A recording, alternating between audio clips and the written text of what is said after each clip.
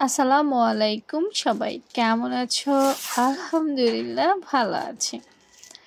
আমার বাসন্তী কালার ড্রেসটা আজকে সেলাই করব। তো দেখো, প্রথমে ওই যে বুকে যে 2 ইঞ্চি গলার মধ্যে নিছি সেইটা একটু চাপ সেলাই দিয়ে সেলাই করে নিলাম, আর নিচের অংশটা হাতে সেলাই করব।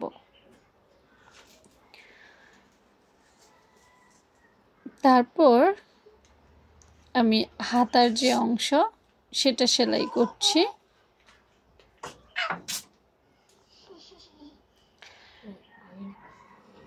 সেলাই করার পর হাতার মুখে আমি রাবার সেট করে নিলাম ঘটি হাতার মতো করে।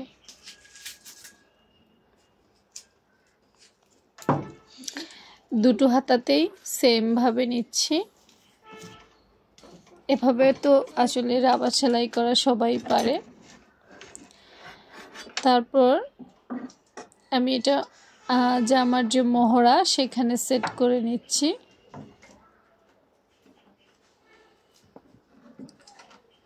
ব্যাস, আটকানো কিন্তু হয়ে গেছে। এখন আরেকটা মহড়ায় সেট করে নিচ্ছি।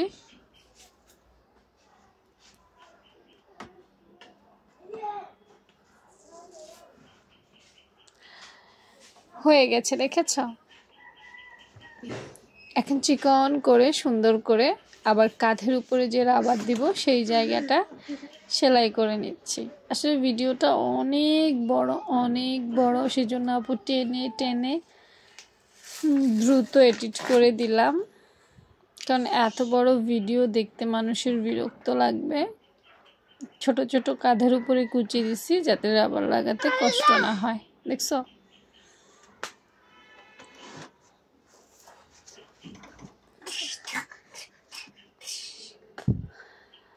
তো দুই সাইডে হাতা লাগানো হয়ে গেছে। এবার বডি সেট সেলাই করে ফেলবো।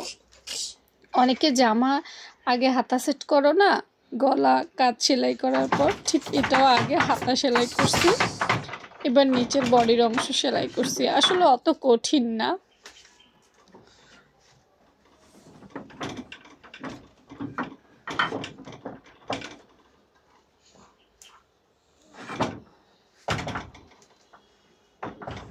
এরপর সাইড ফাড়া, যথা নিয়মে সাইড ফাড়া যেভাবে সেলাই করার সেভাবেই সাইড ফাড়াটা সেলাই করে নিচ্ছি।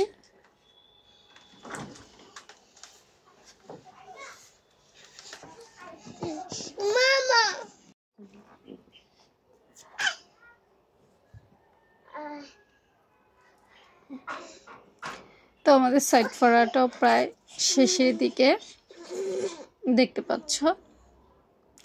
এটা তো আর এক্সপ্লেইন করার কিছু নাই।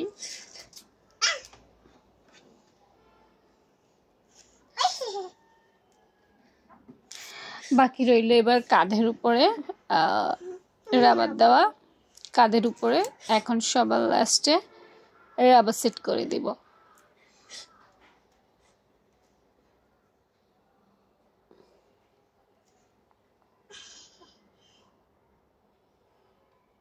সেলাই হয়ে গেছে।